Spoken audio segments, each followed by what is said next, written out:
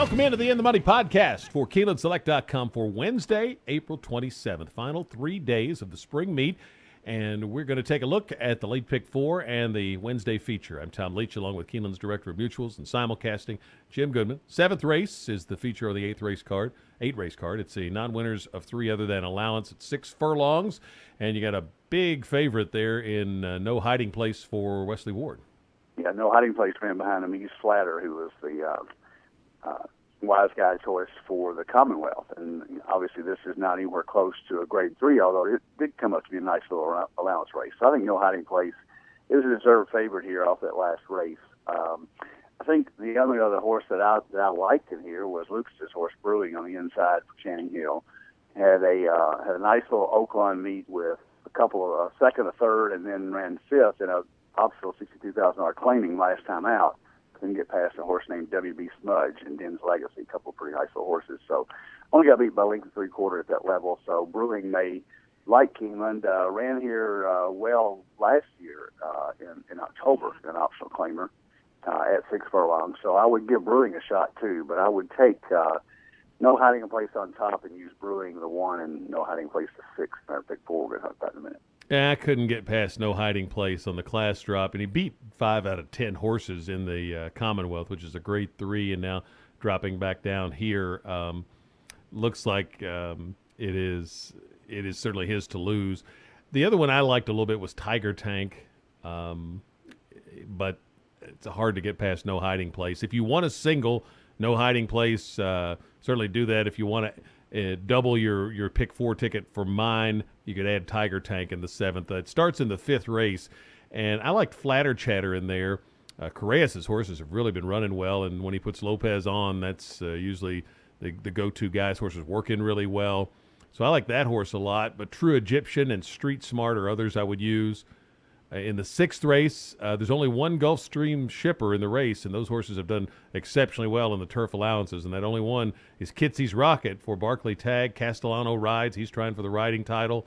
So I'm going to try Kitsy's Rocket for my win pick, but I'm also going to go deep in there with Heath, Pine Needles, Candy Crush, and then Salama, who ran here last fall in an allowance race and then went into the Breeders' Cup filly and mare sprint, so they obviously had high opinion of this horse who has run on the turf before in South America. So I'd include that one as well. 7, 3, 4, 1, 11.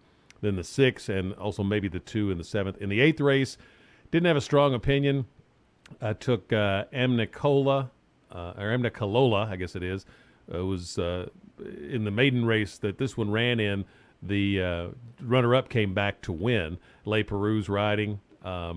Verboen, one horse for Chad Brown, but his barn has been cold with these types. Gone Away, the 8, I would use. The 2, Shiawase. And if he gets in, the 14, Caster. So I'd go 5 deep in there. So for me, 3 by 5, by 1 by 5. How about you? Okay, 5th race. I like the horse that you mentioned, Flatter Chatter, for Correas, but I also like Francesca De Fiore. He's got two entries in here, and she ran right behind Awesome Music last time out and at Keeneland, so she's got a race over the track and $50,000 maiden claim. We're moving up to 75, but I think he's got a shot with both horses. So I would use both his horses, the 1 and the 8, but I would also add True Egyptian, the 6 for Corey Landry and Ed Keneally, the 7 Temple Tantrum. I want to say Temple Tantrum. I wonder if our announcer Kurt will have any trouble with that name. Temple Tantrum. For Sophie Doyle riding back from a turfway effort, got 2nd place. And so I would go 1, 6, 7, 8 there, so 4 horses. 2nd leg, I would go deep in the turf race. I think this is a nice allowance race. Candy Crush, the 1, scratched out a week ago for Vicky Oliver, and she ran the other half of the entry. Heath, the 3, has been running against much better, including Leggy Eli. Pine Needles, the 4 for Graham and Christophe Clement. Kitsy's Rocket, the horse you mentioned out of Gulfstream for Castellano. And I would throw Striking Style in there at the 12 for Le Peroux, because Le Peroux is riding really well right now. Last week or so, he's getting close to Lannery for the jockey title, so he's got 11 wins through Sunday, I think. And Salama, I would go in there as well for back class. So I would go 6 deep there with the 1, 3, 4, 7, 11, 12. The 7th race, I would either single the 6 horse, if you only can afford that much No Hiding Place to 6, but I would also use the 1 in a bigger ticket Brewing. last race, I would stick with 2 horses. I would take Gone Away, who ran behind Catch a Glimpse in 3-year-old debut in the Grade 3 Here Comes the Bride at Gulfstream, so the 8 horse Gone Away. And even though Chad Brown can't win, Verboen, the 1 horse, looks awfully good off that Gulfstream maiden win. So I would stick with 1-8 in there. So I would go 4 by 6 by either 1 or 2 by 2 for my pick 4 ticket. I think both of those turf allowance races, the 6th and the 8th, are very tough.